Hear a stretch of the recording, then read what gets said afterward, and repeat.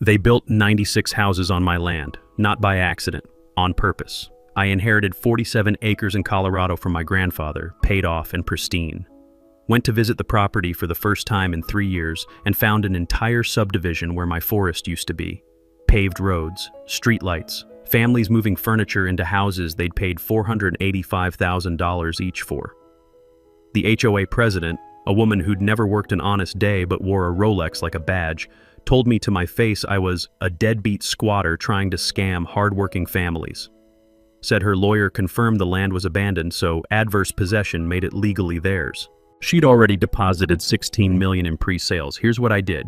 Absolutely nothing. Let them finish construction. Watched them landscape, paint, install pools.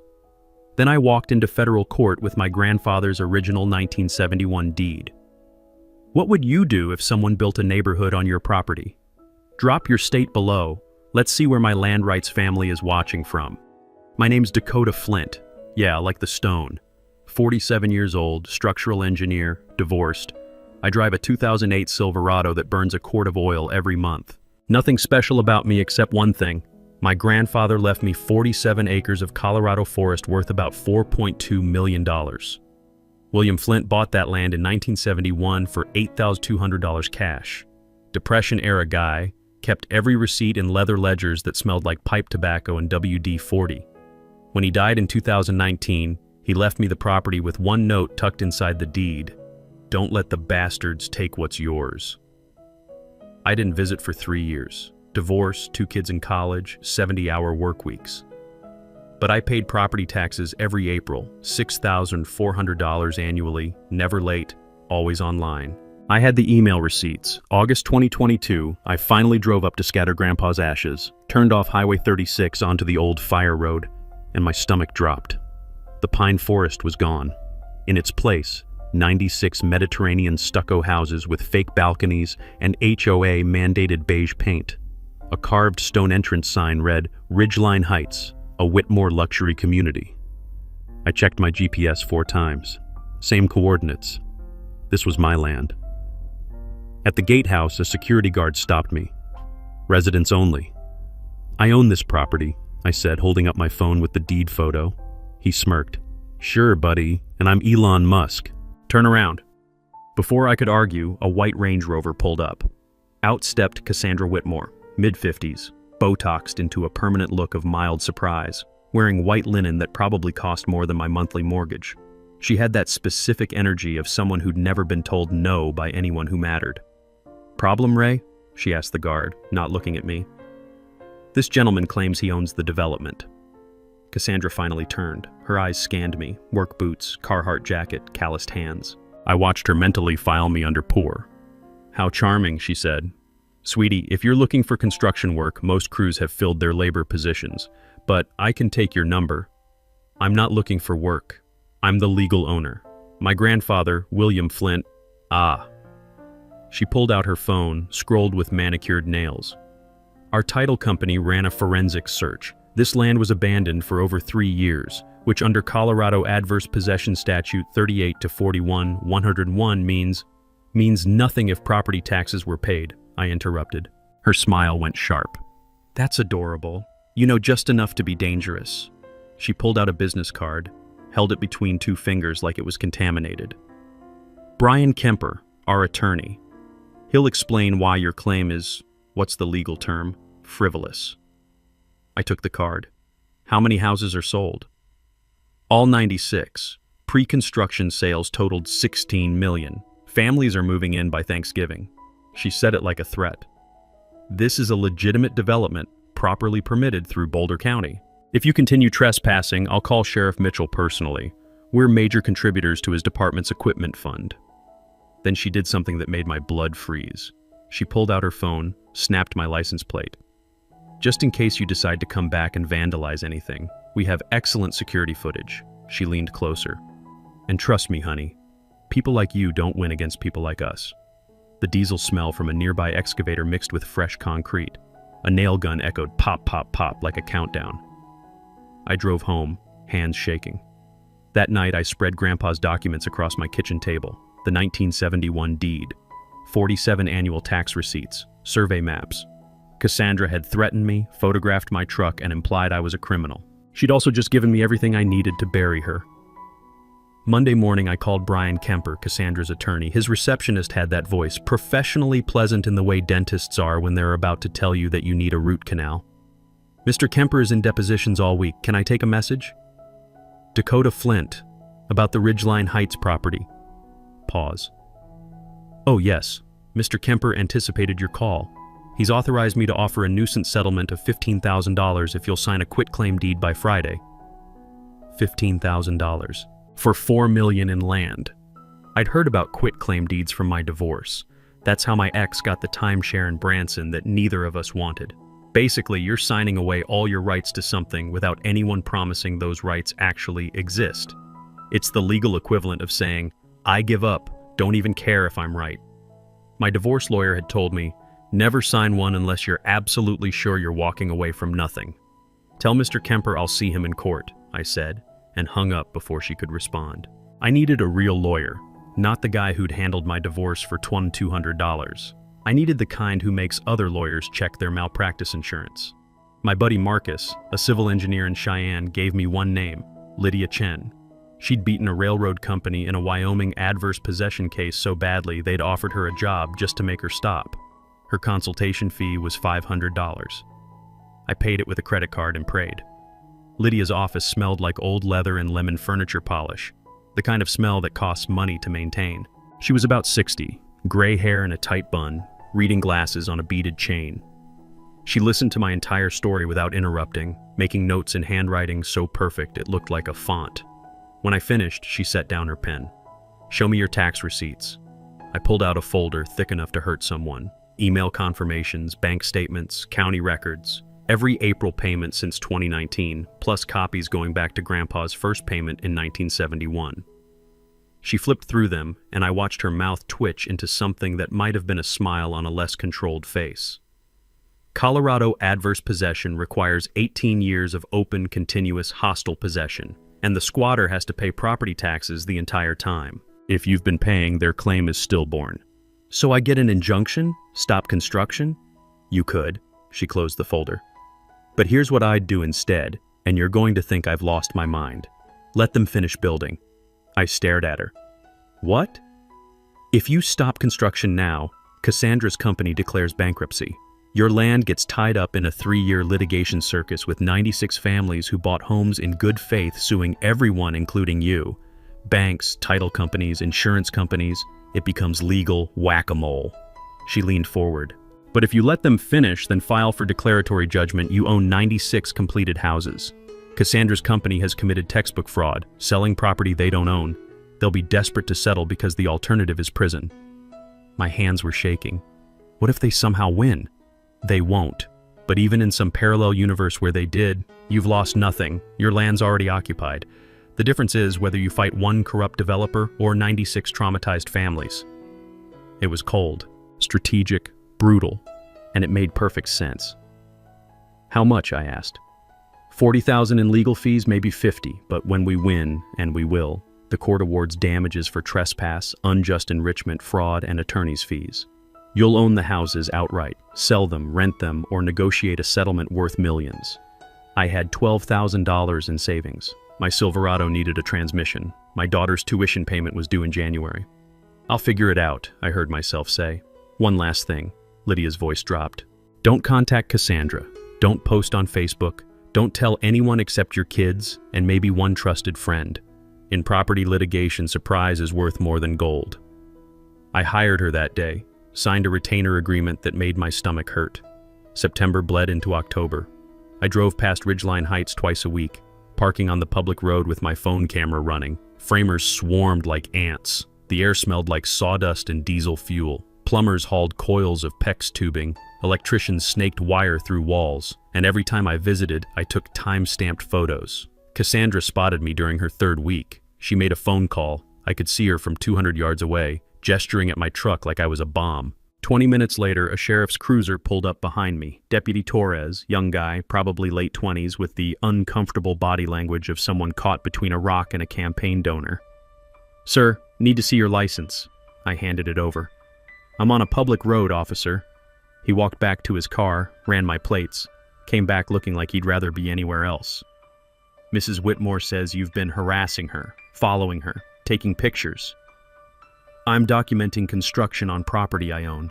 Check Boulder County records. Parcel APN 559-32-4008. Owner, Dakota Flint. Torres shifted his weight. Look, if there's a property dispute, that's civil court. But she's filed a formal complaint. If she calls again saying you're threatening her, I'll have to take action. Understand? Translation. She donates to the sheriff's re-election fund. You don't. Understood. He left. I kept taking pictures. By November, the first families moved in. U-Hauls blocking cul-de-sacs, kids on scooters, the smell of pizza delivery mixing with fresh paint. I watched a couple carry a crib into house number 43. Watched another family plant a maple tree in their front yard. And I felt sick. Because these weren't villains. They were people who'd saved for down payments, who believed they were living the American dream. But Cassandra? She was about to learn that stealing costs more than money.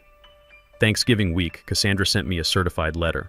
I signed for it at the post office, and the clerk, a woman named Deb who'd known my grandfather, wrinkled her nose when she saw the return address. Whitmore Development, LLC? That's the lady building those McMansions on Old Mill Road, right? She handed me the envelope. My sister tried to buy one. They wanted $485,000 for 1,800 square feet. Highway robbery. I opened it in my truck. Legal letterhead, Brian Kemper's signature at the bottom, 3 pages of dense legalese that boiled down to, "Stop trespassing or we'll sue you for harassment." There was a photo attached, my Silverado parked on the public road taken from inside the subdivision.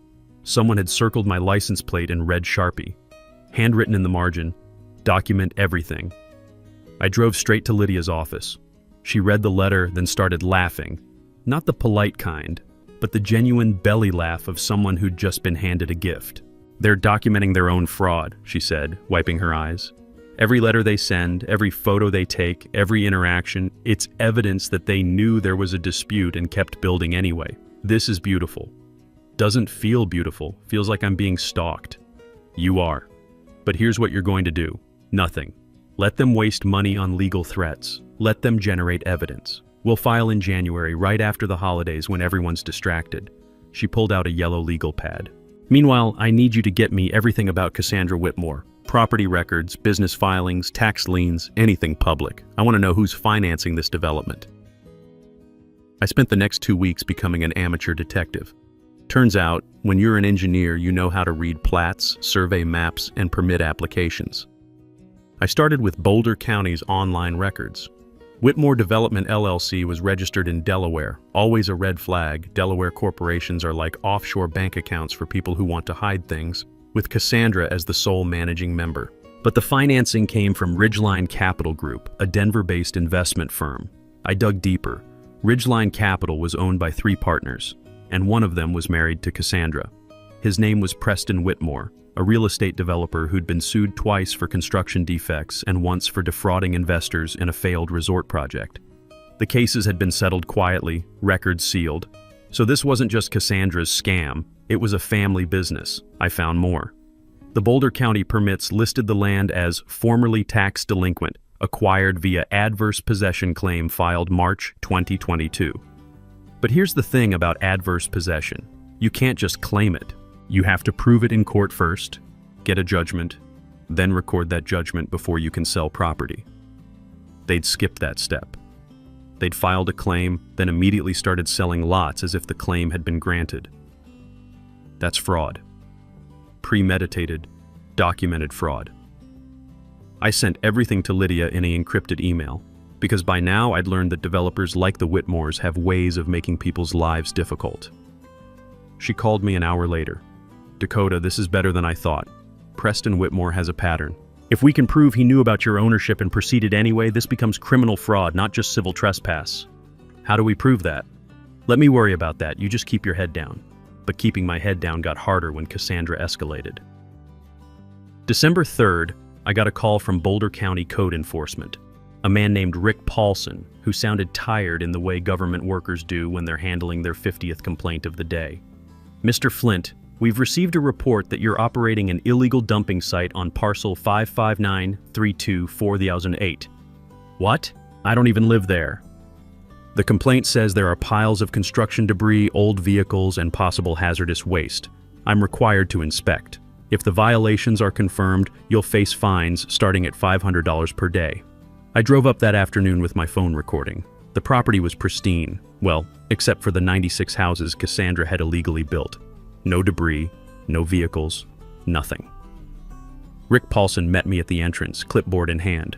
He was about 50, sunburned, wearing a county vest. He walked the perimeter, checked behind the houses, took photos. Finally, he came back shaking his head. There's nothing here. Someone filed a false report.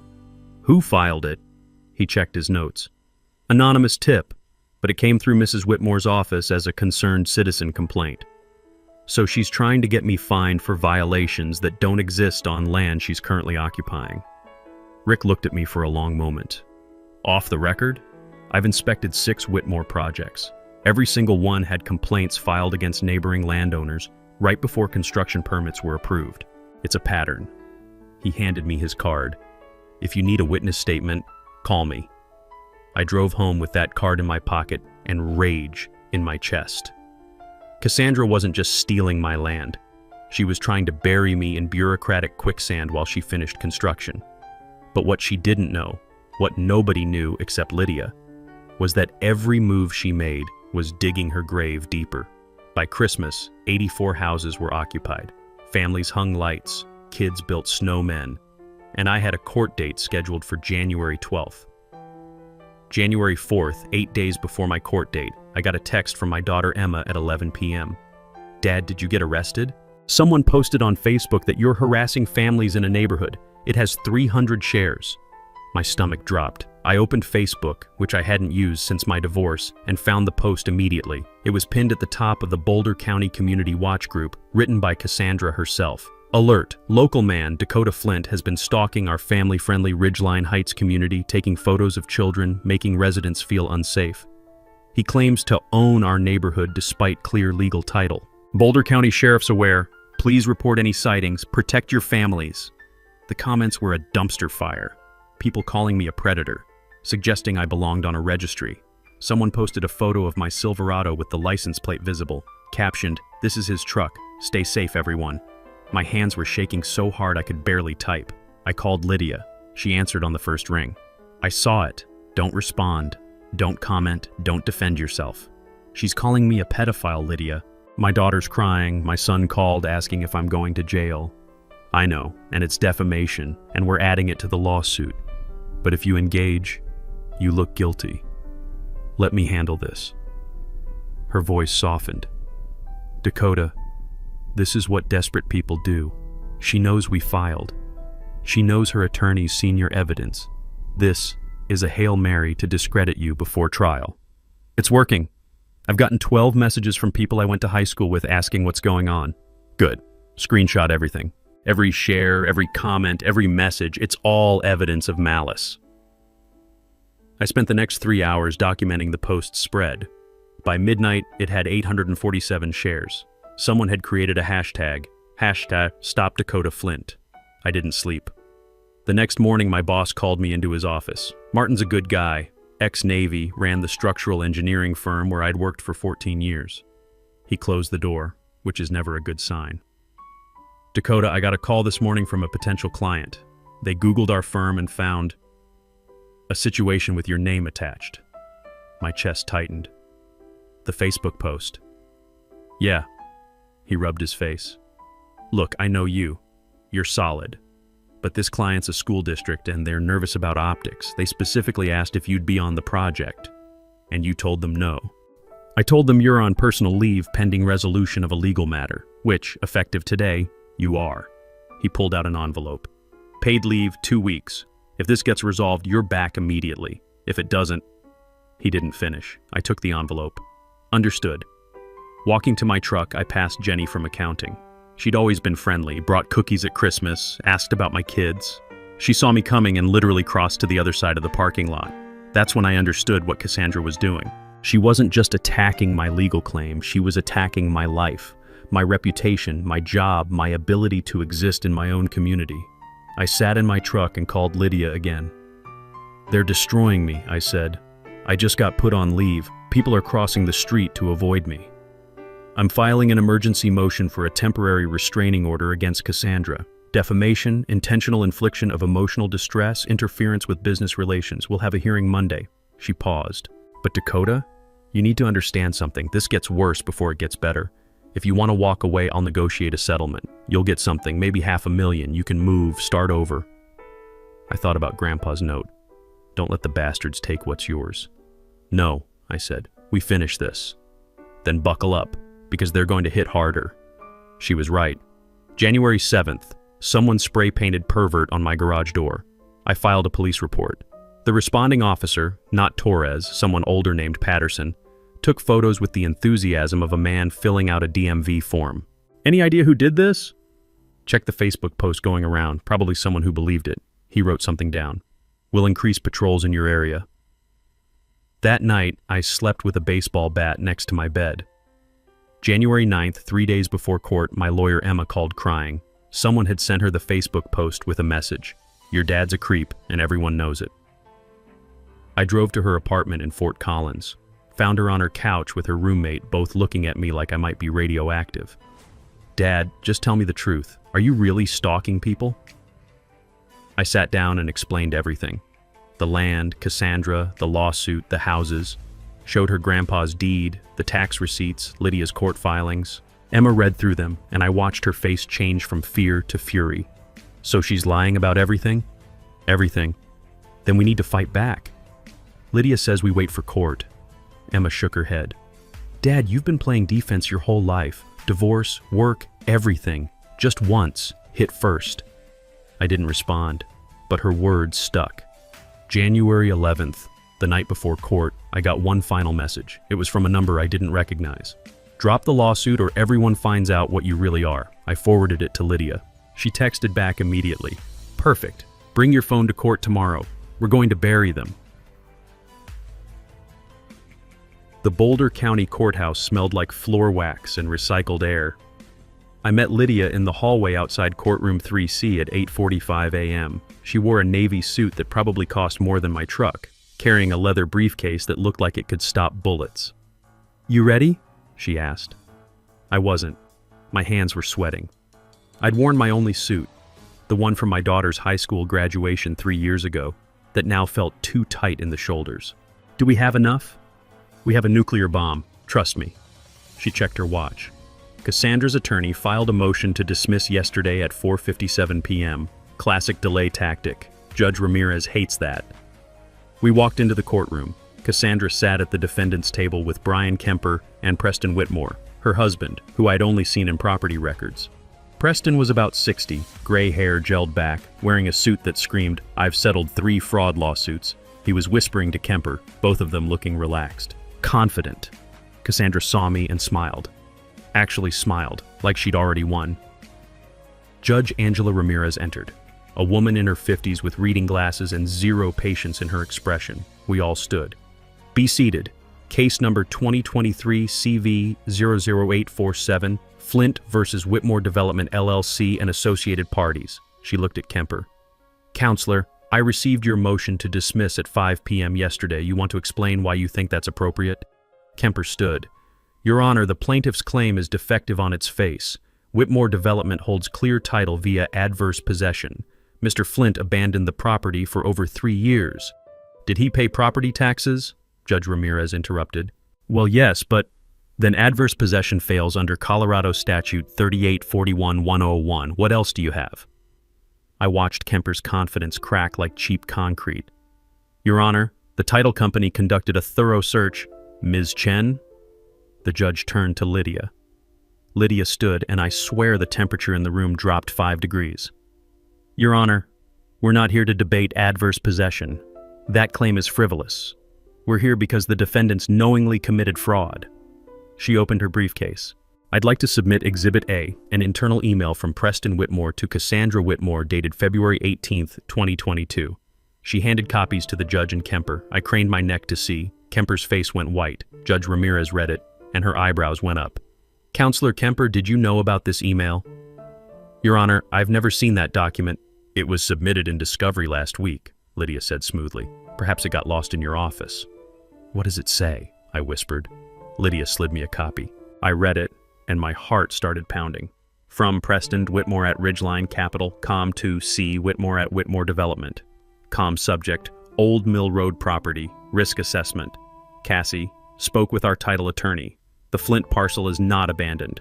Owner, William Flint's grandson, has been paying property taxes continuously since 2019. Adverse possession claim won't hold up in court.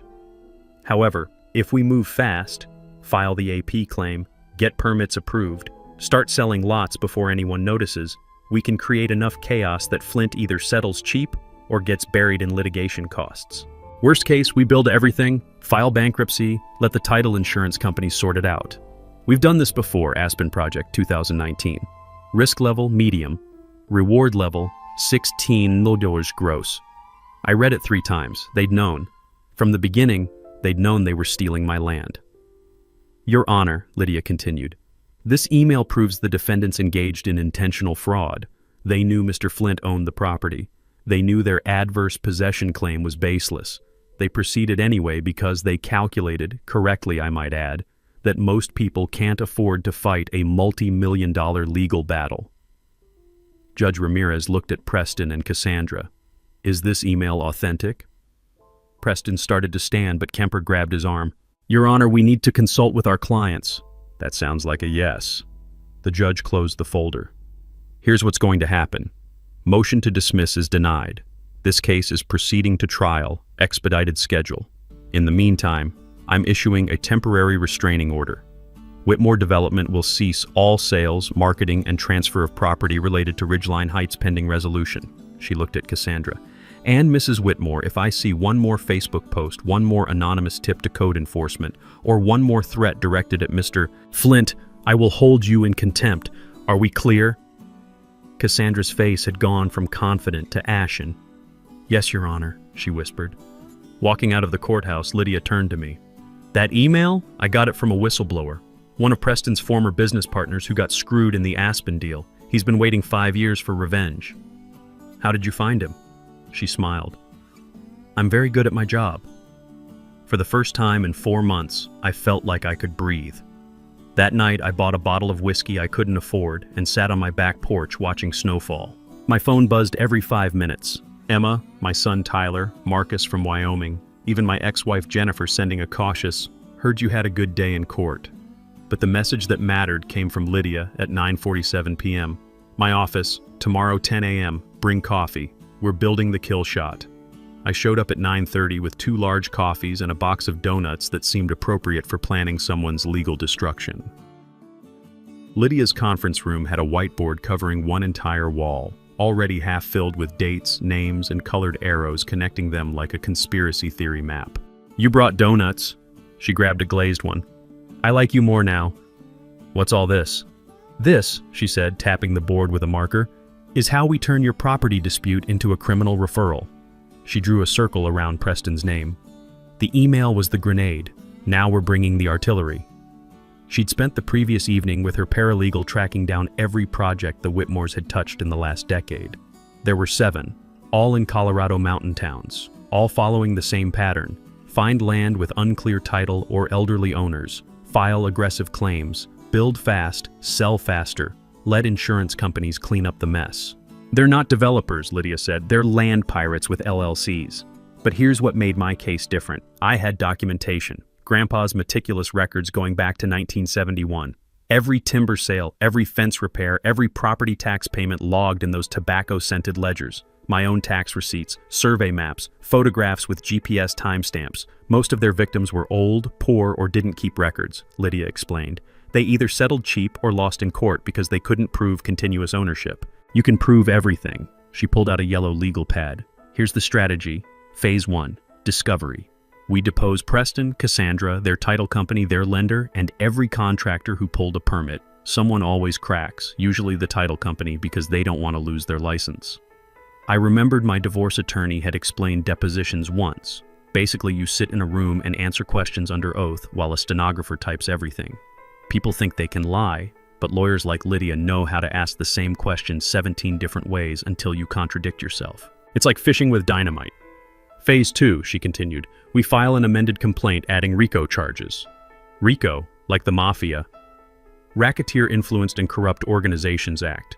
If we can prove they've engaged in a pattern of fraud across multiple projects, which we can, it becomes federal. And federal means treble damages. She wrote on the board, 16.3 $48. That's what they're looking at if they lose. My mouth went dry. Can they even pay that? No, which is why they'll settle. But here's the beautiful part. Preston and Cassandra personally guaranteed the construction loans. If Whitmore Development goes bankrupt, the lenders come after their personal assets. Houses, cars, bank accounts, everything. She was enjoying this. I could tell by the way her eyes lit up when she talked about asset seizures. What do I need to do? I asked. 3 things. First, I need you to map every single visit you made to the property. Dates, times, what you saw, who you talked to. Deputy Torres, that code enforcement guy Rick Paulson, anyone who witnessed their harassment. I pulled out my phone. I've been keeping a log since September. Smart. Second, we need allies. Anyone in the community who's been hurt by the Whitmores. Former employees, neighbors, contractors who didn't get paid. I want a list. I thought about Rick Paulson's comment. I've inspected 6 Whitmore projects. Every single one had complaints filed against neighboring landowners. I know where to start, I said. Third, Lydia leaned forward. This goes public. Not Facebook, that's Cassandra's playground. We're talking local news. I have a contact at Channel 9 Denver who loves corporate fraud stories. Woman named Patricia Hughes, investigative reporter. She's won 2 Emmys for taking down a slumlord and a crooked county commissioner. You want me on TV? I want us on TV. You, me, and every family who bought a house in Ridgeline Heights thinking they were getting the American dream. Because here's the thing, Dakota, those 96 families, they're not the enemy. They're victims, same as you. When this is over, they'll own their homes free and clear, and Cassandra will own nothing but legal bills. She handed me a folder. This is the deposition schedule. Preston goes first, next Thursday. Cassandra the week after. You need to be there for both. I want them to see your face when they're forced to tell the truth. I opened the folder, saw the dates, the locations, the list of questions Lydia planned to ask. It read like a murder weapon. When this is over, I said, how much will I owe you? Less than you think, because when we win, the court awards attorney's fees. The Whitmores will pay me, all $60,000. She smiled. That's the beautiful thing about fraud cases. The guilty party pays everyone's bills. I left her office at noon with a plan, a purpose, and for the first time since August, a sense that justice wasn't just a word people said when they meant revenge. It was something you built, carefully, methodically, with receipts. Preston Whitmore's deposition was scheduled for January 18th at 9 a.m. in a glass-walled conference room on the 14th floor of a Denver office building. Through the windows you could see the Rockies, snow-covered peaks glowing in the morning sun, indifferent to the carnage about to happen inside. Preston arrived in a charcoal suit with his own attorney, a woman named Diane Kelso who had the sharp, predatory look of someone who bills $800 an hour. He didn't look at me, not once. The court reporter, a tiny woman with a stenograph machine that clicked like nervous insects, swore him in. Lydia started gentle. Name, address, occupation. Preston answered in a bored monotone, like he'd done this 100 times. Probably had. Mr. Whitmore, do you recognize this email? Lydia slid a copy across the table, the February 18th smoking gun. Preston glanced at it. I do. Did you write it? Yes. So you knew, in February of 2022, that Dakota Flint was the legal owner of the Old Mill Road property? Diane Kelso leaned forward. Don't answer that. Lydia smiled. Your Honor granted a discovery order. He has to answer. Preston shifted. I knew someone named Flint was listed in county records, but our title company advised us the property was effectively abandoned under... Which title company? Rocky Mountain Title Group. Lydia made a note. I watched Preston's jaw tighten. He knew what was coming. She was going to depose the title company next, and they'd either confirm his lie or throw him under the bus to save their license. She asked 50 more questions, each one tightening the noose. By 11 a.m., Preston was sweating through his shirt. By noon, he'd contradicted himself 4 times. When Lydia finally said, no further questions, he practically sprinted out of the room. Diane Kelso stayed behind. She looked at Lydia with something like professional respect. Your client should settle, she said quietly. Your client should have thought of that before committing fraud. Name a number. Lydia closed her notebook. 10 million. Plus he resigns from every corporate board, dissolves Ridgeline Capital, and personally finances the transfer of all 96 homes to their current residents at cost. Oh, and a written apology. Diane laughed, short and bitter. He'll never agree to that. Then we'll see him in trial, and I'll bring Channel 9 with me.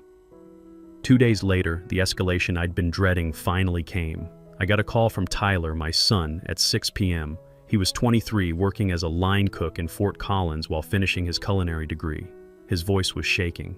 "Dad, someone came to the restaurant." My blood went cold. "What happened?" "This guy in a suit said he was a private investigator looking into you. Asked my manager if I was reliable, if you'd ever been violent, if there were incidents he should know about." Tyler's breathing was ragged. "Dad, my manager pulled me aside after and asked if there's something I need to tell him. I could lose my job." I closed my eyes. "What was the investigator's name?" He gave me a card. "Thomas Brennan, Apex Investigations." I wrote it down. "Tyler, listen to me. Don't talk to him again. If he comes back, tell him to contact my attorney. I'll handle this." After we hung up, I called Lydia, got her voicemail, left a message that probably sounded unhinged. She called back at 8 p.m. "I know. They hired a PI to dig up dirt. It's textbook intimidation. He went to my son's workplace. He's trying to get Tyler fired. And it's witness tampering, which is a felony." Her voice was ice. "Forward me that business card photo. I'm filing an emergency motion tomorrow morning." But the hits kept coming. January 23rd, I got an email from the IRS. Notice of audit. They were reviewing my tax returns from the past 3 years, citing irregularities reported by a third party.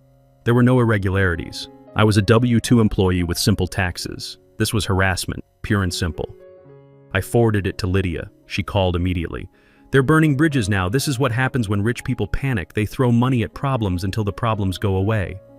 "It's working. I can't afford an IRS audit on top of everything else." "You won't have to. The IRS complaint is anonymous, but we can subpoena Apex Investigations client records. If we prove the Whitmores filed a false IRS report, that's another felony." She paused. "Dakota, they're making mistakes. Desperate people always do." January 25th, the mistakes got worse. Someone leaked the Ridgeline Heights sales contracts to a Boulder real estate blog. All 96 contracts, showing that buyers had paid between $450,000 and $530,000 for homes built on disputed land. The blog's headline, "Luxury developer sold homes on stolen property. Buyers may lose everything." My phone exploded. Emails from panicked homeowners. A woman named Sarah Chen called me crying. She'd used her entire life savings for the down payment on house number 67, and now her title insurance company was refusing to cover the claim because of the fraud allegations. "Mr. Flint, please, I have 2 kids. We moved here from California. This is supposed to be our forever home." I didn't know what to say. "I'm not trying to take your house. I'm trying to stop the people who stole from both of us. But what happens if you win? Do we get evicted?" "No. You'll own your home. The developer will pay for it." "And if they can't?" I had no answer for that. That night, Lydia called with news. "Channel 9 wants to interview you. Patricia Hughes, the investigative reporter. She's doing a segment on predatory land developers. It airs February 2nd, 1 week before trial." What do I say? The truth, that you're fighting for your grandfather's legacy, that you're not the enemy, the Whitmores are, and that every family in Ridgeline Heights deserves to keep their home. I thought about Sarah Chen's voice breaking on the phone. "Set it up," I said. The Channel 9 interview was scheduled for January 30th at my house. Patricia Hughes arrived at 2 p.m. with a cameraman named Steve and enough lighting equipment to film a Marvel movie. Patricia was mid-40s, gray-streaked hair and a practical ponytail, wearing jeans and a blazer that said, "I'm professional, but I've climbed through dumpsters for a story." She shook my hand. "Mr. Flint, I've been covering real estate fraud for 12 years. Your case is the most brazen thing I've ever seen." We sat in my living room, which I'd frantically cleaned that morning, shoving dirty laundry into closets like a teenager before prom. Steve positioned lights while Patricia reviewed her notes. "I'm going to ask about your grandfather, the property, and what happened when you discovered the development. Just talk to me, not the camera. We'll edit later." The interview lasted 90 minutes. I told her everything. Grandpa's ledgers, Cassandra's contempt, the Facebook smear campaign, Preston's email, the families caught in the middle. Patricia's questions were sharp but fair. She made me feel like I was talking to a friend, not performing for an audience. At the end, she turned off the camera. Off the record, I contacted Cassandra Whitmore for comment. She threatened to sue me for defamation if we air this. Will you still run it? Patricia smiled. Absolutely. Threats mean I'm onto something. The segment aired February 2nd at 6 p.m. I watched it alone in my living room with a beer I was too nervous to drink. Patricia's voiceover began. He inherited the American dream, 47 acres of Colorado forest. But when Dakota Flint visited his land for the first time in 3 years, he found a nightmare instead. They showed aerial footage of Ridgeline Heights, then my interview, intercut with shots of Grandpa's deed, the tax receipts, and Preston's smoking gun email. Patricia had obtained county permit records showing the Whitmores had fast-tracked approvals by donating $50,000 to the county commissioner's re-election fund. The piece ended with me saying, I'm not trying to hurt the families who bought these homes. They're victims too. But if we let people like the Whitmores get away with this, what's the point of property rights? What's the point of laws? My phone exploded before the segment even finished. Emma called, crying, proud tears this time. Marcus texted, you just became a folk hero. Even my boss Martin sent an email. Come back to work Monday, we're proud to have you. But the message that mattered came at 7:15 p.m. from a blocked number. You just made the biggest mistake of your life. I forwarded it to Lydia. She called back immediately. Don't go anywhere alone. Vary your routes. Keep your doors locked. You think they'd actually... I think they're looking at 10 years in federal prison and financial ruin. People do stupid things when they're cornered. She was right to worry. February 4th, 2 days after the broadcast, I came home from grocery shopping to find my front door ajar. I'd locked it, I was certain. I stood on the porch, heart hammering, and called 911. Deputy Torres arrived first this time with backup. They cleared the house room by room. Nothing was stolen. But someone had been inside. On my kitchen table sat a single sheet of paper with 5 words printed in block letters. Drop it or lose everything. Torres bagged it as evidence. We'll check for prints, but if they were smart, they wore gloves. This is the Whitmores, I said. They broke into my house. Can you prove that? I couldn't. But 2 hours later, my neighbor Carol knocked on my door. She was 70, a retired librarian who'd lived on my street for 40 years and noticed everything. Dakota, I saw a black Audi SUV parked across the street yesterday around noon. Man in a suit got out, walked up your driveway, then came back 10 minutes later. I thought he was a salesman. Did you see his face? No, but I got the license plate. Seemed odd, so I wrote it down. She handed me a sticky note with Colorado plate number, KLM 4892. I gave it to Torres. He ran it. The vehicle was registered to Apex Investigations, Thomas Brennan's company. That's the PI who harassed my son, I said. Torres looked uncomfortable. Breaking and entering is a felony, but proving he did it versus just walking up to your door is tough without video. So they just get away with it? I'll file a report. Detective will follow up. But Mr. Flint? You should consider staying somewhere else until this is over. I spent that night at Emma's apartment in Fort Collins. Slept on her couch with my phone charging next to me and the baseball bat leaning against the wall. February 6th, 3 days before trial, Lydia called with an update. The title company flipped. Rocky Mountain Title is cooperating with our investigation. They're admitting they knew the adverse possession claim was shaky but approved it anyway because Preston paid them $45,000 under the table. They're giving us everything, emails, payment records, recorded phone calls. So we have them. We have them. But Dakota? Cassandra knows it too. Her attorney called this morning begging for a settlement conference. What did you say? I said we'll see them in court. The silence on the line felt heavy. 3 more days, Lydia said. Stay safe, stay quiet, and get ready to watch everything burn. I hung up and stared out Emma's apartment window at the snow falling on Fort Collins. Somewhere out there, Cassandra and Preston were planning their last desperate move. I just hoped I'd see it coming. February 9th, trial day. I put on the same suit I'd worn to the first hearing, still too tight in the shoulders, and drove to Boulder with Emma riding shotgun. She'd insisted on coming, said I needed family there. Tyler had wanted to come too, but he couldn't afford to miss work. Not after the PI incident nearly cost him his job. The courthouse parking lot was chaos. 2 news vans, Channel 9 and a local Boulder station, had cameras set up on the steps. Patricia Hughes spotted me and waved, but I kept my head down. Lydia had been clear. No media comments before trial. Inside, courtroom 3C was packed. All 96 families from Ridgeline Heights had received notices about the trial, and at least 40 of them had shown up.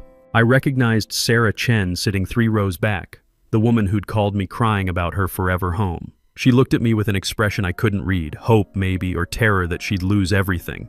Cassandra and Preston sat at the defense table with their attorneys, Brian Kemper and Diane Kelso, plus 2 more lawyers I didn't recognize. They'd brought in reinforcements.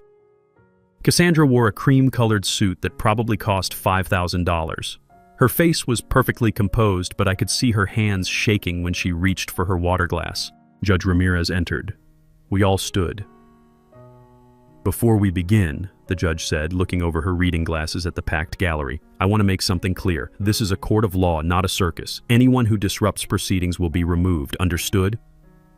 Murmurs of agreement. Ms. Chen, opening statement. Lydia stood, and the room went silent. She didn't need a microphone. Her voice carried like thunder across water. Your Honor, this case is about theft. Not the kind that happens in dark alleys with masks and guns, but the kind that happens in boardrooms with LLCs and forged documents. Dakota Flint inherited 47 acres from his grandfather, a man who paid cash for that land in 1971 and meticulously maintained it for 48 years. When Mr. Flint couldn't visit for 3 years due to work and family obligations, the defendant saw an opportunity. She walked toward the jury box. This was a bench trial, no jury, but old habits die hard. They didn't just build on his land, they planned it, they researched it, they knew exactly what they were doing. She held up Preston's email, blown up to poster size. This email, written by Preston Whitmore, proves they knew Dakota Flint was the legal owner. They knew their adverse possession claim would fail. They built anyway because they calculated, correctly, that most people can't afford to fight. She paused. Let that sink in. But they made one mistake. They picked the wrong victim.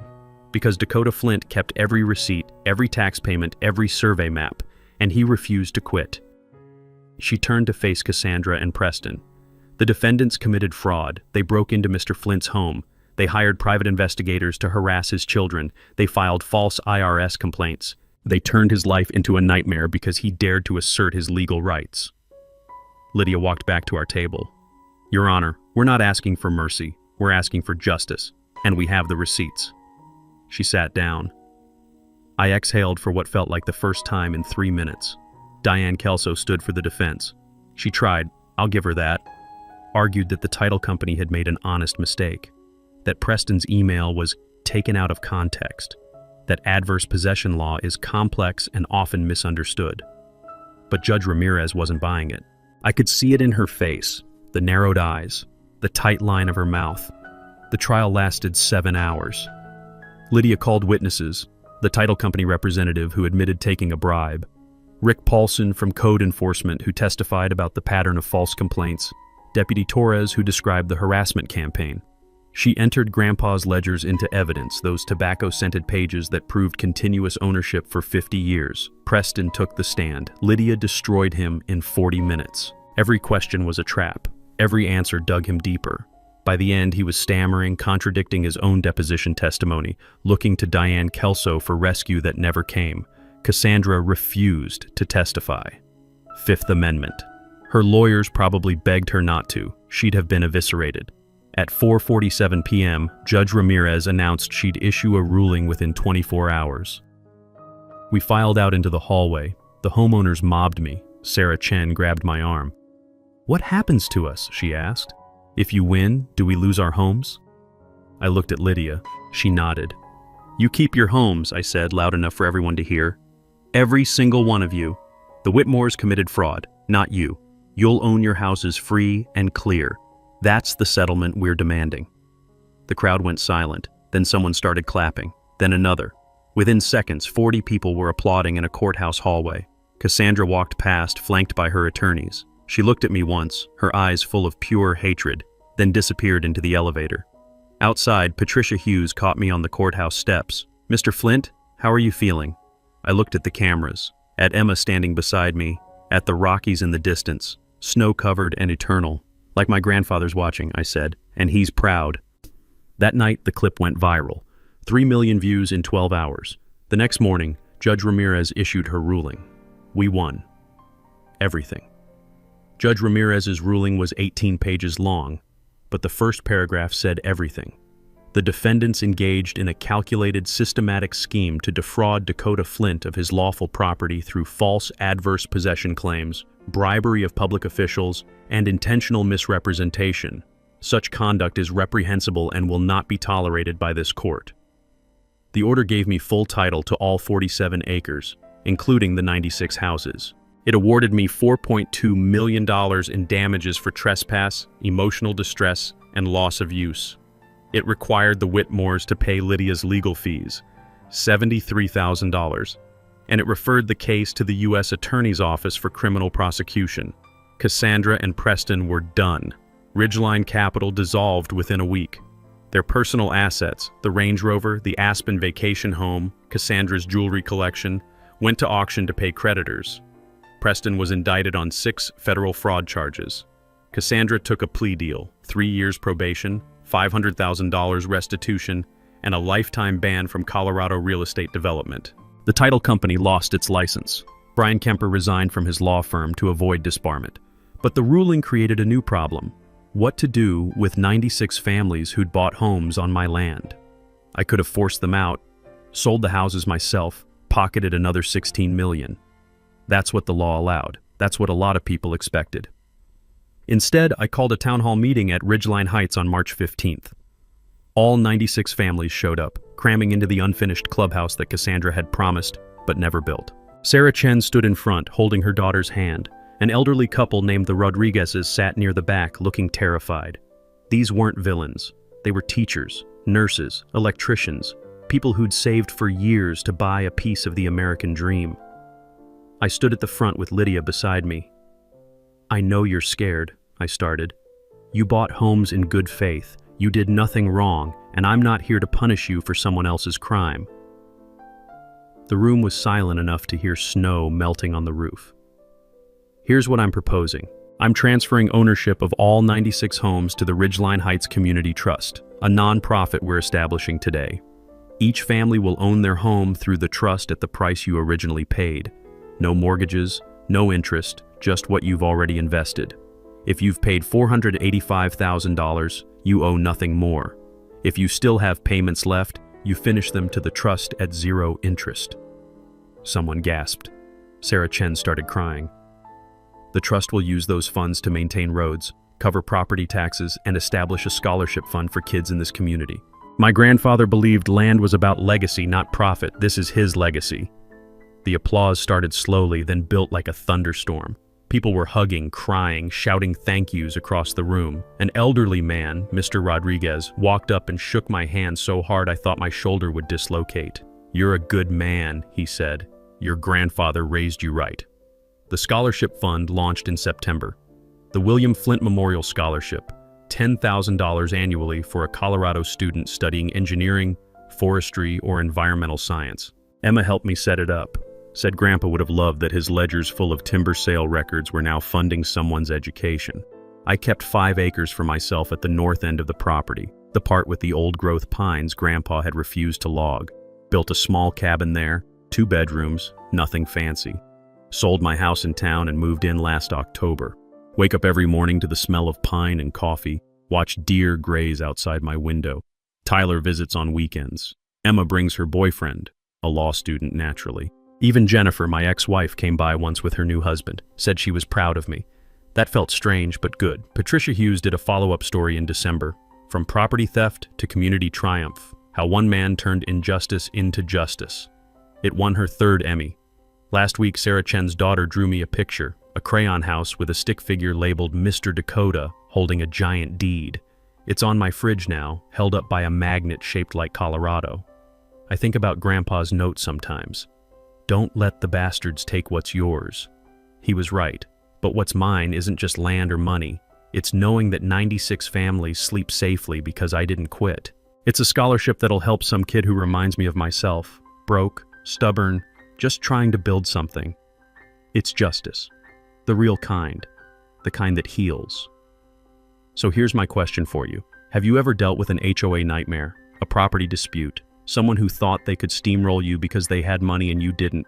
Drop your story in the comments. Let's build a library of how regular people beat corrupt systems.